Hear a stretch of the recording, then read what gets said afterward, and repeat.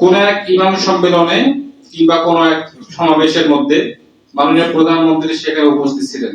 সেখানে উনি বলেছেন যে মাননীয় প্রধানমন্ত্রী, আপনি একজন জান্নাতি মানুষ। নাউজুবিল্লাহ।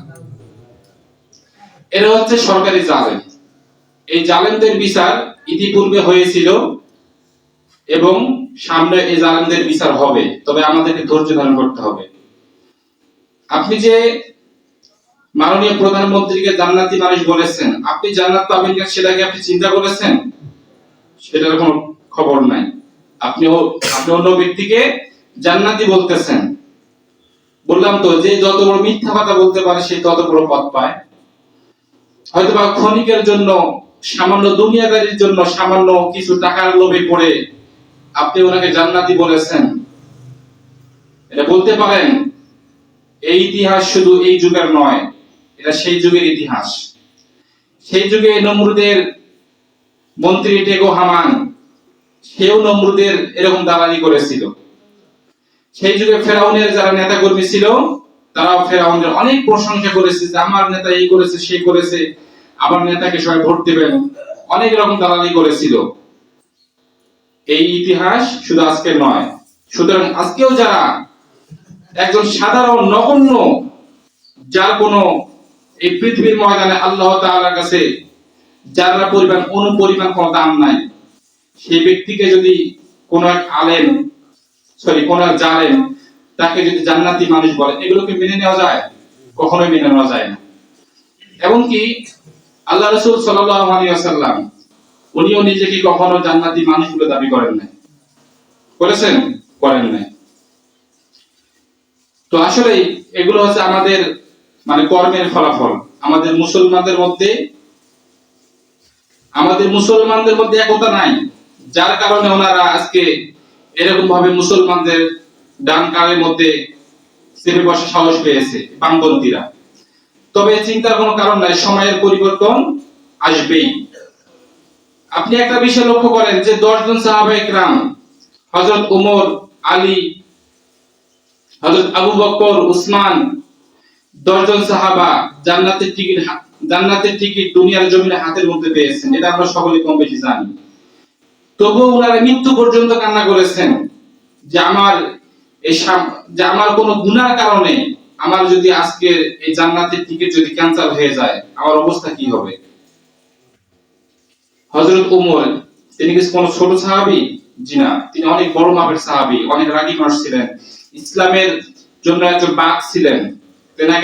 তিনি যে রাস্তা দিয়ে যেতেন সেই রাস্তা থেকে শয়তান চলাফেরা করতো না। তিনি জান্নাতের টিকিট পেয়েছেন হাতের মধ্যে দুনিয়ার জমিনে। আবু বকর জান্নাতের টিকিট পেয়েছেন। তবু আজ পর্যন্ত এমন কোন কোরআন হাদিস খুঁজে পাওয়া যায়নি যে ওনারা নিজেকে জান্নাতি মানুষ বলে দাবি করেছেন, কিংবা জান্নাতের টিকিট পাওয়ার পর অপরের সামনে নিজের প্রশংসা করেছেন যে আমি জান্নাত পাবো, আমি জান্নাতের টিকিট পেয়েছি। এখন পর্যন্ত এরকম কোরআন হাদিসে কোথাও পাওয়া যায়নি এবং কিয়ামত পর্যন্ত পাওয়া যাবে না। কেননা শুধু এতটুকুই পাওয়া যায়, কোরআন এবং হাদিসের মধ্যে এতটুকুই পাওয়া যায়, ওনারা মৃত্যু পর্যন্ত কান্না করেছেন। মৃত্যু পর্যন্ত কান্না করে তাদের দুই চোখের কোণার মধ্যে ঘা করে ফেলেছেন, শুধু আল্লাহ তাআলার কাছে ক্ষমা চেয়েছেন।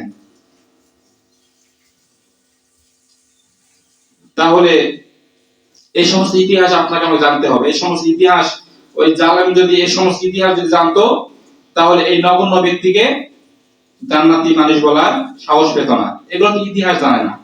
হ্যাঁ, যদিও ইতিহাস জানে, তবে মানে না। যেমন টেকো হামান ইতিহাস জানতো, ফেরাউন ইতিহাস জানতো, আবু জেহেল ইতিহাস জানতো, কিন্তু ওনার ইতিহাস মানতো না। এজন্য আপনাকে আমাকে এগুলো পড়ে জানতে হবে, বুঝতে হবে, যাতে করে আমাদের অন্তরের মধ্যে এই ধরনের কালচার যেন তৈরি না হয়। আমাদেরকে তৈরি থাকতে হবে। এই সমস্ত জালেমদেরকে জান্নাতি মানুষ বলা যাবে না।